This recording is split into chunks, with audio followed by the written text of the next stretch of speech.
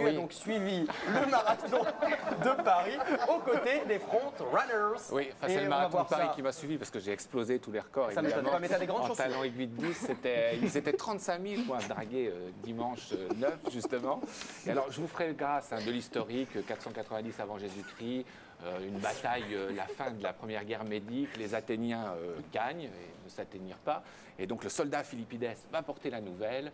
Aujourd'hui, on sait que les marathons font aux alentours de 42,195 km, c'est très précis. Avant, c'était autour de 40 km. Celui de Paris est très coté, non pas qu'il soit très coté au niveau de l'élite, mais il a un côté populaire.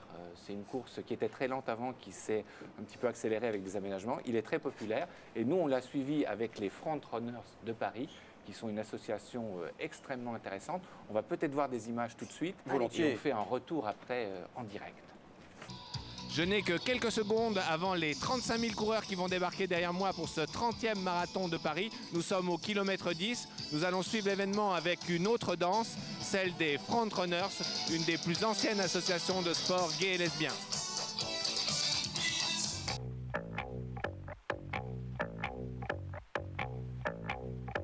Nous sommes sur un des 9 points de ravitaillement qui sont échelonnés tout au long du parcours. Il y aura 15 tonnes d'oranges, 13 tonnes de bananes, dont 13 000 bananes à l'arrivée. Ça vous fait rêver les pinkers, 13 000 bananes, rien que pour vous. 400 000 litres d'eau, mais pour faire 42,195 km, il faut des réserves. Ah bon, mais c'est pas tout ça. Si nous, on veut notre médaille d'or ou notre statue, eh ben, il faut qu'on accélère un peu la cadence. On n'aura pas les 50 000 € promis au premier, mais on va filer au 40e kilomètre.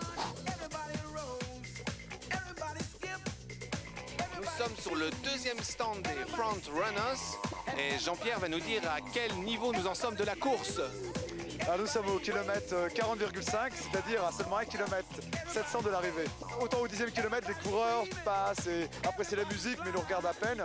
Autant ici, la majorité est content d'entendre cette musique rythmée et nous remercie vraiment. Et alors j'ai vu que vous faisiez une chorégraphie d'enfer avec les bras, les jambes. Vous faites quasiment plus de terrain que les marathoniens eux-mêmes, non? On fait autant de sport qu'eux parce qu'on dure entre 3 et 4 heures, entre les premiers qui font leur marathon en 2 heures, et on reste quasiment 4 heures à lever la jambe, et la crampe est possible, et les abandons arrivent aussi de temps en temps. On nous a demandé de venir au 40e pour supporter justement les coureurs sur la fin du marathon. Alors là, c'est pas pareil, les 40e, on les voit passer. Tous vous font un petit geste quand même, comme pour vous remercier de leur enlever, j'allais dire, quelques secondes de souffrance. Et, vous le sentez, ça aussi? Ah bon, c'est vrai que les 15 premiers Kenyans, généralement, n'ont pas le temps de nous accorder un regard. Et puis après, on commence à nous regarder, à nous sourire. C'est vraiment un vrai plaisir d'être présent à cet endroit-là. Il y a quelques regards qui se ferment aussi, mais en général, c'est vraiment très apprécié. Et tu as donné de ta personne, hein. Ah ouais. Ils m'ont contaminé.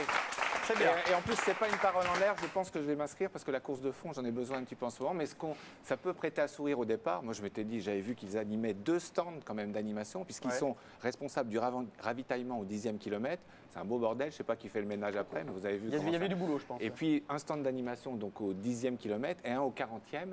Et en fait, ça peut paraître un peu, ça prête à sourire au départ, mais quand on arrive au 40e et demi et qu'on voit des gens qui sont au bout du rouleau, qui ont vraiment des organismes qui sont aux limites de l'implosion ou de l'explosion pour certains, il y a ces quelques secondes où on voit une chorégraphie un petit peu folle comme ça, et on voit le sourire sur les visages de certains qui oublient la douleur d'un seul coup.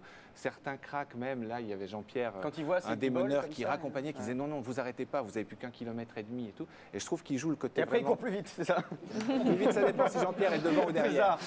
Mais il y a le côté collectif. Et ce que je voulais souligner aussi, c'est que les Front Runners de Paris, qui sont une des plus anciennes associations depuis 92, qui font partie de la FSGL, donc la Fédération sportive gay et lesbienne, en fait, ils font en corrélation avec les Gay Musettes, qui ont travaillé la chorégraphie, en corrélation aussi avec les Dérailleurs de Paris, dont nous avons un beau spécimen ici. Oui, Oui. on l'a vu au retour Anthony. sujet. Voilà, Anthony. et qui ont fait tout ça collectivement. Donc à la fois des inscrits dans la course, une vingtaine, dont certains avec un très bon niveau, ils sont aux alentours de 2,30.